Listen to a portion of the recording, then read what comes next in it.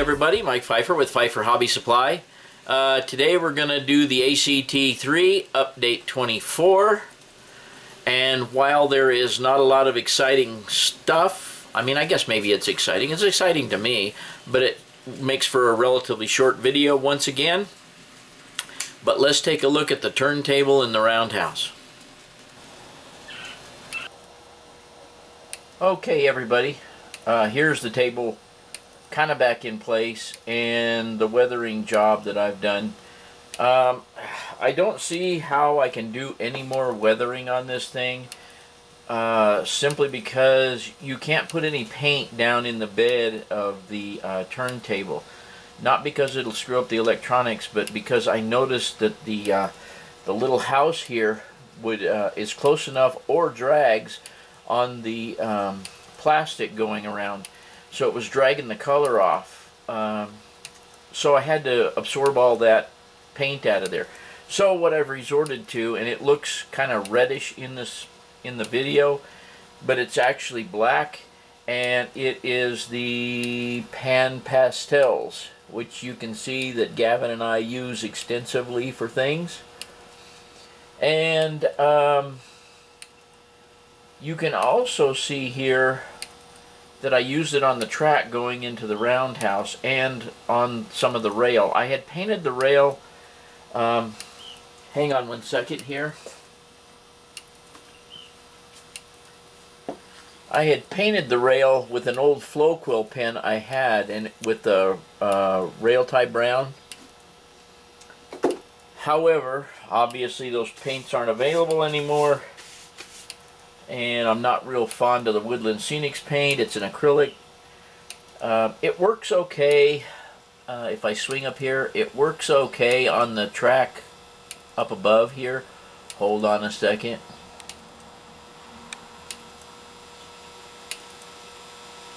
It works okay, but it just doesn't cover extremely well. I think I'm going to have to stick with it. I may go to a darker color, maybe a rail tie brown. That's a rust color. Anyway, let's get back down here. I did these rails down here, and they just looked a little bit goofy with the brown color, and the gray was not dark enough on the concrete. So I have used the chalk on it. I don't know how the chalk's going to hold up, but look at the bright side. You can always apply more. I have basically blown off any extra there, so it should stay in place as far as I can see. But if it doesn't, like I say, I can go back and put more on. At this point, I'm going to try and put the tracks and the roundhouse in place and get that set up, and maybe I can show you kind of what it looks like. Obviously, I won't be able to put any scenery around it or anything yet, but you'll be able to get the idea of how it looks. And once again, here comes our train.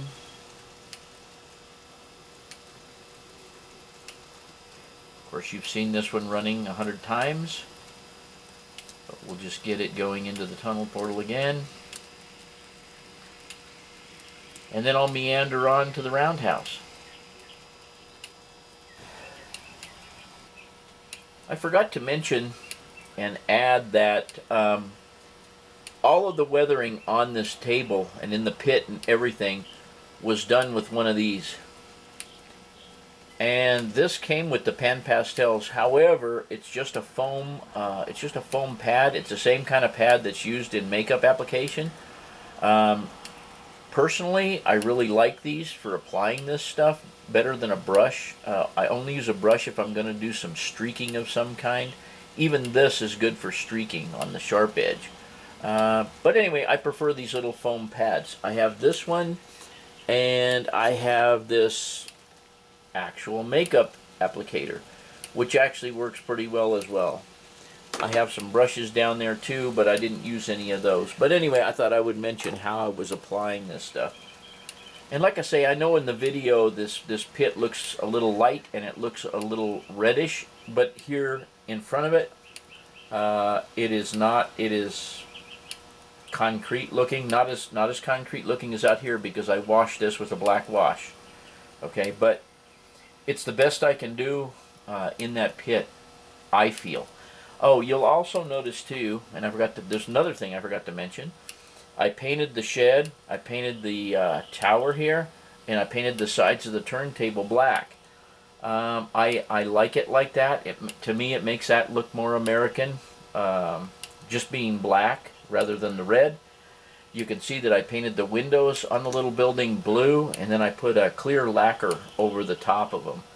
So the little building actually looks pretty good, I think. Not too European, and I think it'll be just fine where it is. The deck of the bridge, I weathered with a Tamiya, or Tamiya, whichever way you prefer, panel line weathering liquids. The sides of the rail were painted with a long, thin pinstriping brush with acrylic. That is definitely not the way to do rail. It would take me 20 years to do all the rail around here, just because of the shape of the Kato rail. I don't know if I'll get into that right now, but anyway, the side. I guess I will. The side, if you look at a piece of Kato track, and I don't have one to get up here close, but I'll just tell you, is flat. But at the rail base, it has a groove. Instead of coming down and then going out to the rail base, there is rather a groove in there. And that groove is just hell to get paint into, which makes it really hard to color the Kato track. But like I say, I think I'll stick with the Woodland Scenics pen for the rest of the layout. I didn't want to use it here. Like I say, anything liquid and paint-wise, I was afraid it would gum up the mess. So the table is still functioning. I'll bring it around here and stop it at this first track here.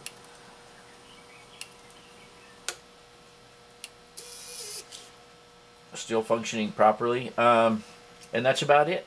So let's get on to the roundhouse.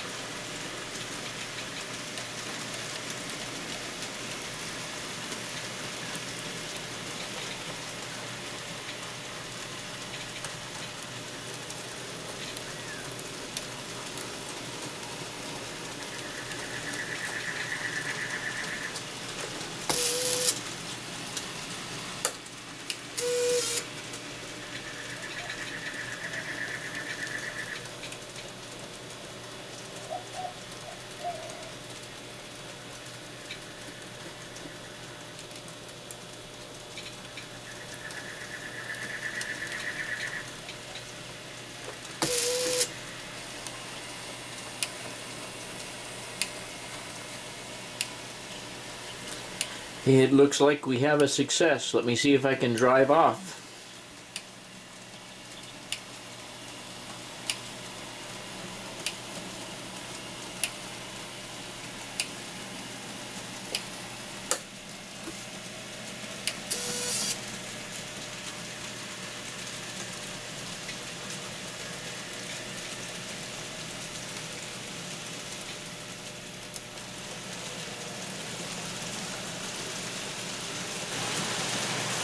Okay, I think we have a winner. I don't really know what else to show you guys today. I'm not prepared to hook the lighting up in it yet. Obviously I have a lot of ground to put in around it. But the good news is it all works. I guess I also should test the other track coming into the table, which I actually have already done, but I'll show you guys.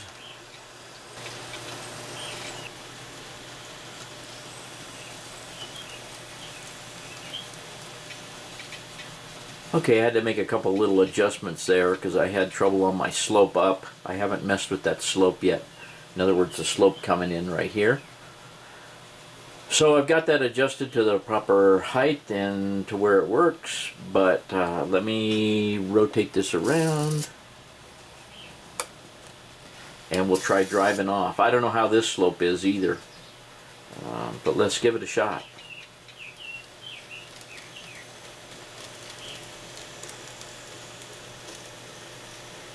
Yeah, the trip pin is catching on the turnout, so I'm going to have to raise that just a hair, or just trim the edge of that flange way, not the flange way, but the guardrail.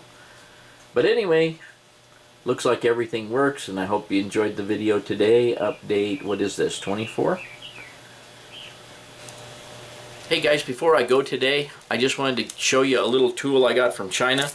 I went to one of my videos and I was looking at somebody's comment, and lo and behold, this advertisement showed up on my video. It's a vacuum cleaner attachment.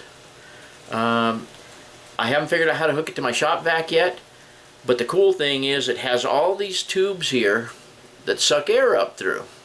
Okay? What that allows you to do is brush around your roads and maybe even your buildings. It's a little bit on the stiff side. I don't know how much I would use it around buildings and things, but you can use this without sucking up your trees, sucking up your cars, sucking up your people, and all that.